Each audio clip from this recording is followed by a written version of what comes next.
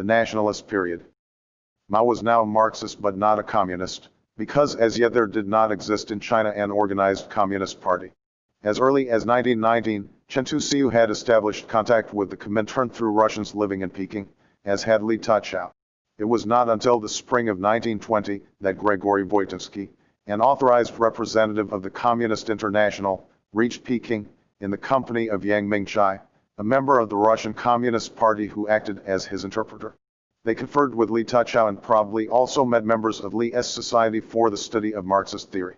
In the same year, the energetic and persuasive Jan Henricus Sneevliet, a Dutch agent of the Third International T. San Gong in Chinese, came to Shanghai for talks with Ch. Tuxiu, who was conferring with serious Chinese Marxists there. It was Ch. who, in May, summoned a conference that organized a nuclear communist group. Some members of it became, with Li Tachao's group in Peking, another group set up in Canton by Ch. groups in Shantung and Hup, and Mao's group in Hunan, conveners of a Shanghai conference the following year that, with the help of Voitinsky, summoned the first Chinese Communist Party Congress. When one remembered, in 1937, that the Chinese Communist Party was still an adolescent in years, its achievements could be regarded as not inconsiderable. It was the strongest communist party in the world, outside of Russia, and the only one, with the same exception, that could boast an army of its own. Another night, and Mao carried on his narrative. In May of 1921, I went to Shanghai to attend the founding meeting of the Communist Party. In its organization, the leading roles were played by Chen Tuxiu and Li Tachao, both of whom were among the most brilliant intellectual leaders of China. Under Li Tachao, as assistant librarian at Peking National University, I had rapidly developed toward Marxism, and Ch. Tuxiu had been instrumental in my interests in that direction too. I had discussed with Chen, on my second visit to Shanghai, the Marxist books that I had read, and Chen's own assertions of belief had deeply impressed me at what was probably a critical period of my life. There was only one other Hunanese at that historic meeting, the First National Congress of the party, in Shanghai. Others present were Chang Kuo-tio, now Vice Chairman of the Red Army Military Council, Pao Huisheng, and Chu Fuhai. Altogether there were 12 of us.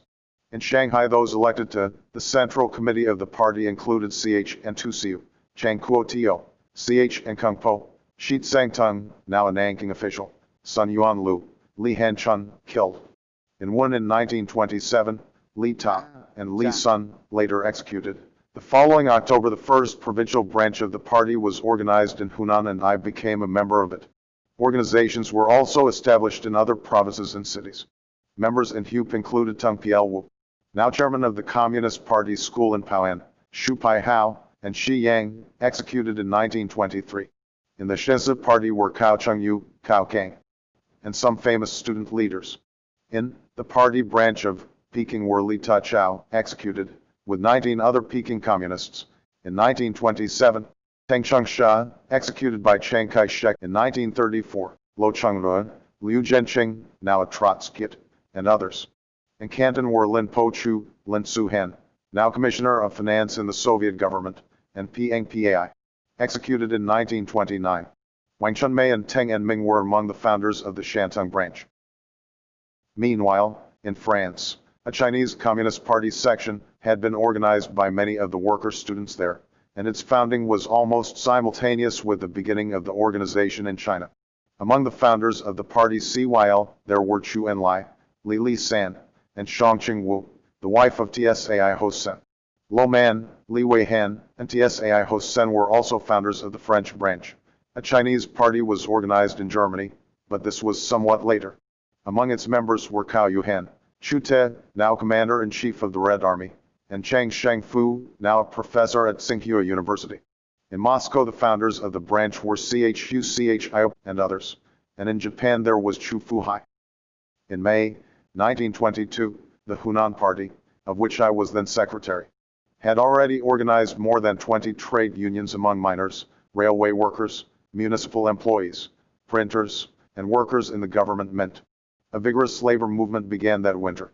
The work of the Communist Party was then concentrated mainly on students and workers, and very little was done among the peasants. Most of the big mines were organized, and virtually all the students. There were numerous struggles on both the students' and workers' fronts.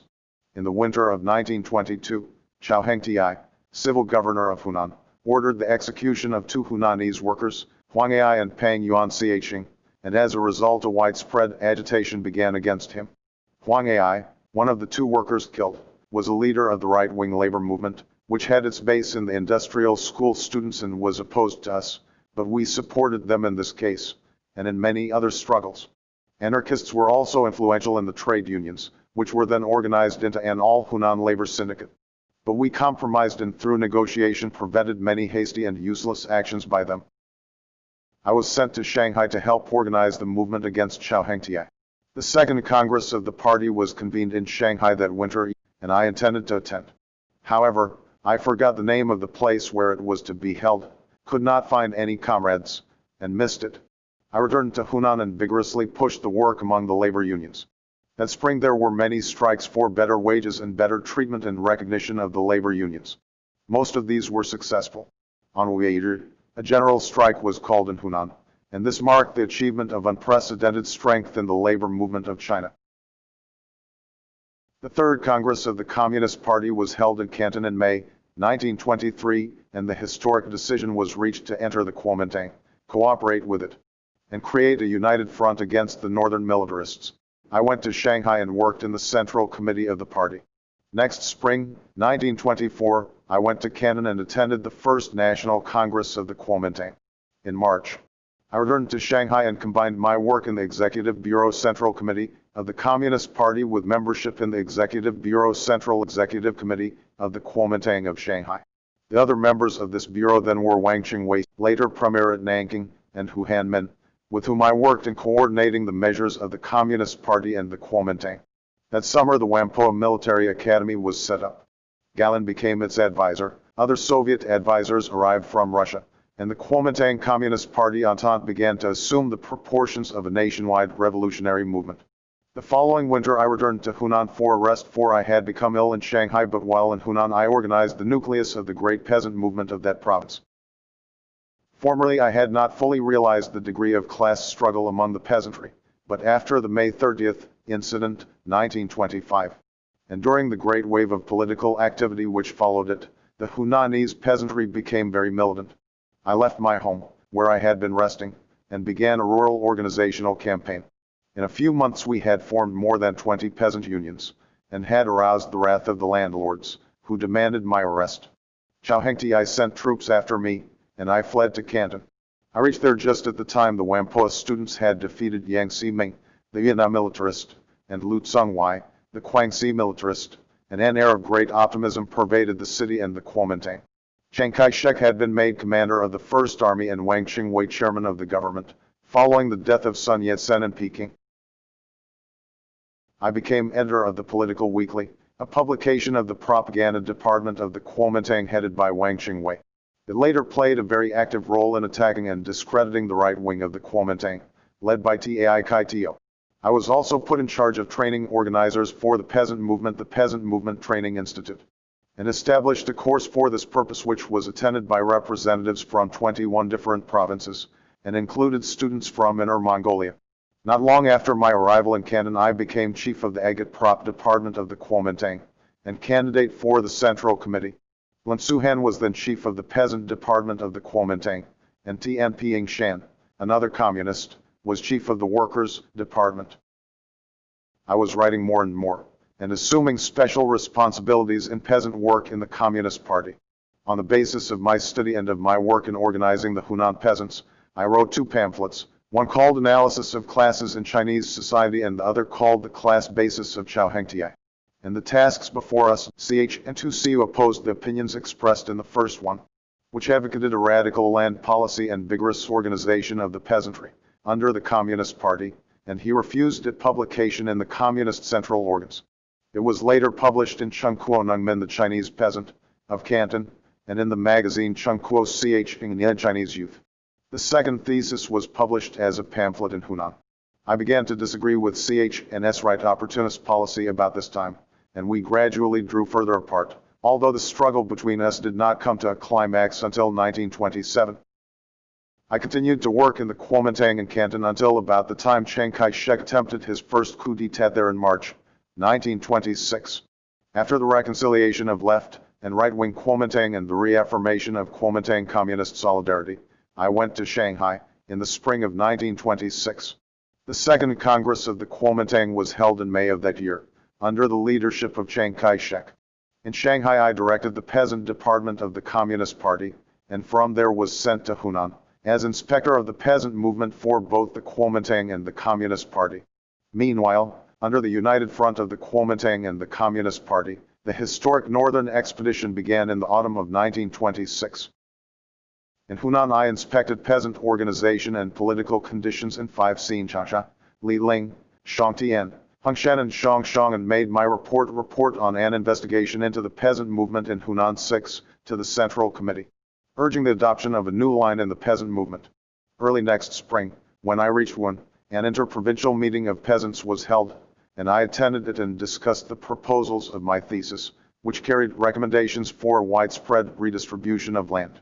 At this meeting were Peng Pai, Fang Chimin, and 2 Russian communists, Jolk, York, and Volin, among others. A resolution was passed adopting my proposal for submission to the 5th Congress of the Communist Party. The Central Committee, however, rejected it.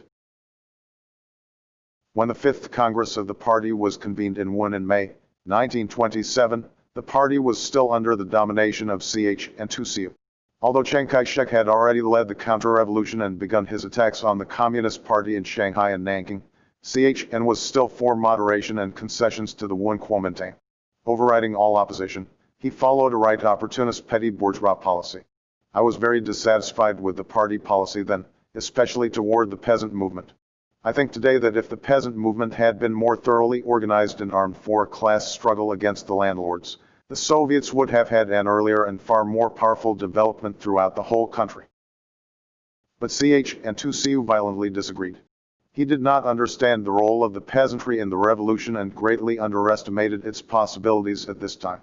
Consequently, the 5th Congress, held on the eve of the crisis of the Great Revolution, failed to pass an adequate land program. My opinions, which called for rapid intensification of the agrarian struggle, were not even discussed, for the Central Committee, also dominated by Ch and Tusiu, refused to bring them up for consideration. The Congress dismissed the land problem by defining a landlord as a peasant who owns over 500 mo of land, a wholly inadequate and unpractical basis on which to develop the class struggle, and quite without consideration of the special character of land economy in China. Following the Congress, however, an all-China Peasants' Union was organized and I became first president of it. By the spring of 1927, the peasant movement in Hup, Jiangxi, and Fujian, and especially in Hunan, had developed a startling militancy, despite the lukewarm attitude of the Communist Party to it, and the definite alarm of the Kuomintang. High officials and army commanders began to demand its suppression, describing the Peasants' Union as a "agavant union," and its actions and demands as excessive. Ch and Tusiu had withdrawn me from Hunan, holding me responsible for certain happenings there, and violently opposing my ideas. In April, the counter-revolutionary movement had begun in Nanking and Shanghai, and a general massacre of organized workers had taken place under Chiang Kai-shek. The same measures were carried out in Canton. On May 21st, the Shu Shang uprising occurred in Hunan. Scores of peasants and workers were killed by the reactionaries.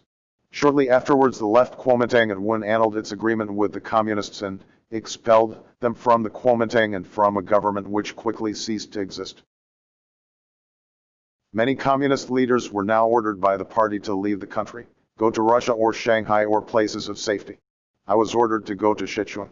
I persuaded Ch and Tusiu to send me to Hunan instead, as secretary of the provincial committee, but after 10 days he ordered me to return at once, accusing me of organizing an uprising against Tiang Shengshi, then in command at Wuhan. The affairs of the party were now in a chaotic state. Nearly everyone was opposed to Ch and Tusiu's leadership and his opportunist line. The collapse of the Entente at Wuhan soon afterwards brought about his downfall.